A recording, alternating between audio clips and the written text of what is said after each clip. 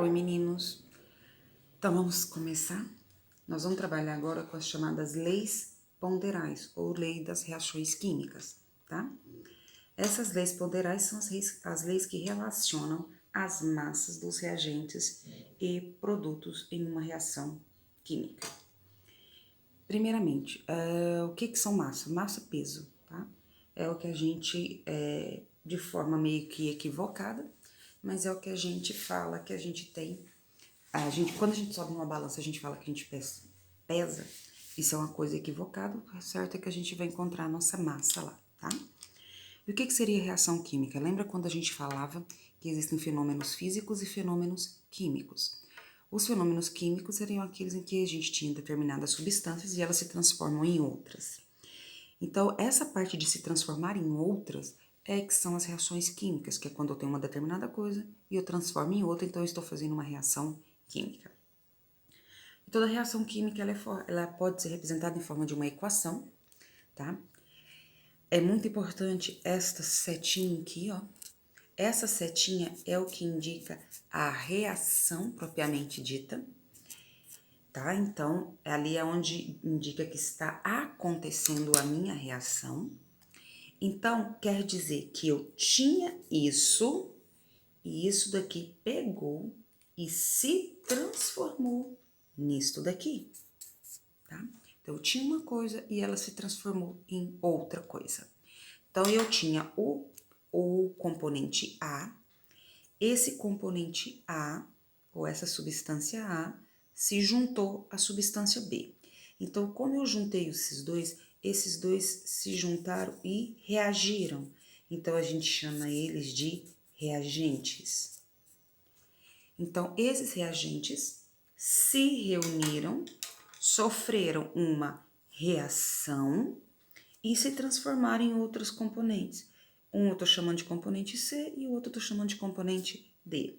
O que eu tenho no final, eu chamo de produtos. Então, toda reação, ela é formada por essas duas partes. O que eu tinha antes da reação, eu chamo de reagentes. O que eu tenho depois é produtos. Vale ressaltar o seguinte, não é necessário, aqui eu pus dois componentes aqui e no final tem dois. Não tem que ter a mesma quantidade dos dois lados aqui não, tá? Mesma quantidade de componentes. Pode ser qualquer quantidade.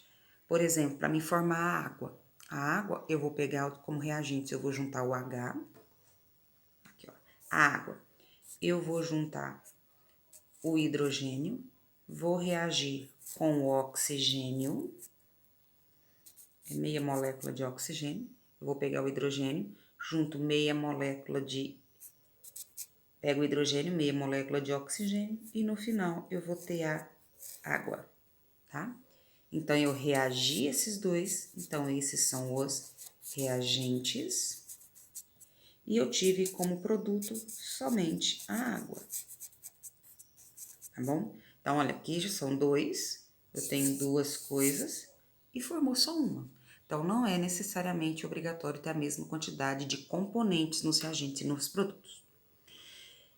Essas leis, nós temos basicamente duas, fala-se numa terceira, mas essa terceira nós vamos mencioná-la depois, mais para frente. Então, nós vamos falar na lei de Lavoisier e a lei de Proust. O nome dessas leis é o nome dos cientistas que desenvolveram essas leis. Então, o primeiro cientista que foi estudar os componentes de uma reação química foi o Lavoisier. Gente, é um dos caras mais importantes da química que tem, é esse tal de Lavoisier. Ele é um dos pais da química. Ele criou essa lei dele, que é chamada de lei da conservação da massa. É uma frase muito conhecida, provavelmente vocês também já ouviram falar. Essa frase linda que ele criou. Na natureza, nada se perde, nada se cria, tudo se transforma. O que Lavoisier quis dizer? Por exemplo, deixa eu voltar aqui nessa reação que eu tinha escrito para vocês. Eu peguei hidrogênio, juntei com o oxigênio e formei a água.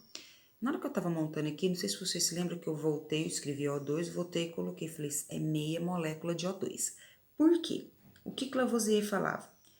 Que aqui eu tinha dois hidrogênios, Aqui, quando eu coloquei O2, o oxigênio ele é na forma 2, todos os gases vão ter na forma 2, vocês vão ver isso no decorrer do estudo.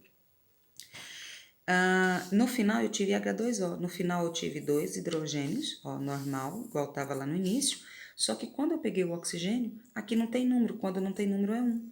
Então, no final, em vez de eu ter 2, eu tive, foi 1 hidrogênio. Então, estava a quantidade errada. Então, para isso, eu venho aqui e coloco meio oxigênio. Isso aqui a gente chama-se de balanceamento, que nós vamos ver posteriormente, tá? Então, por que eu vou pegar só meio oxigênio? Para continuar, para ficar do mesmo jeitinho que estava lá no final. Por quê? Eu não tenho como ter perdido, se aqui tinha 2, se eu não colocasse esse meio, eu ia ter 2 oxigênios e no final tive só 1. Então, não tem como, de acordo com Lavoisier, não teria como em uma reação esse 1 oxigênio simplesmente desaparecer. Um exemplo, quando você está fazendo arroz, você coloca na panela grão de arroz, água e sal e óleo. Basicamente esses itens. Arroz, água, sal e óleo. Eu coloquei 4 coisas. E na hora que eu pego lá no final, na hora que o meu arroz fica pronto, eu tenho uma coisa só. Então eu tinha 4, sofreu reação e no final eu tive somente uma. O que acontece? Eu tinha 4 e no final tem uma. Quer dizer que 3 coisas sumiram? Não. Essas 4 coisas se reuniram para no final dar uma. Então, a água, o óleo e o sal entraram dentro do arroz, sofreram uma reaçãozinha ali e no final eu tive um componente que foi o arroz pronto. Mas ali naquele arroz pronto eu tenho, dentro do arroz que a gente vai comer, tem o grão, tem a água, tem o sal e tem o óleo. Nada sumiu, simplesmente se transformou. Então é isso que Lavoisier dizia. Como essas leis vão relacionar massa, então nós vamos trabalhar aqui com as massas. Por exemplo, eu tinha aqui, ó, representando aqui para vocês aqui, ó. Eu tenho uma substância aqui qualquer, tinha uma massa, tá? O que acontece? No final, eu tenho um produto.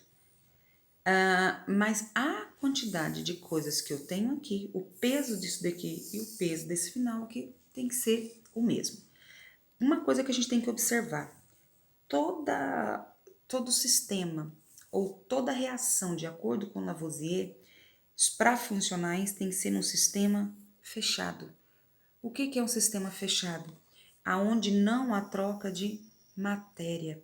Se eu estiver trabalhando num sistema aberto, por exemplo, se eu estivesse trabalhando com uma panela aberta, por exemplo, a água do arroz mesmo, um pouco dela se perde, porque ela evapora um pouco. Um pouco fica dentro do arroz e um pouco evapora, tá? Por isso que quando a gente abaixa o fogo e tampa, o arroz cozinha mais rápido, tá? Porque aí aquela água deixa de evaporar, ela na hora que ela vai subir, ela bate na tampa e ela volta de novo pro arroz, tá? Então aí ela permanece ali dentro. Então, de acordo com a lei de Lavoisier, o sistema tem que ser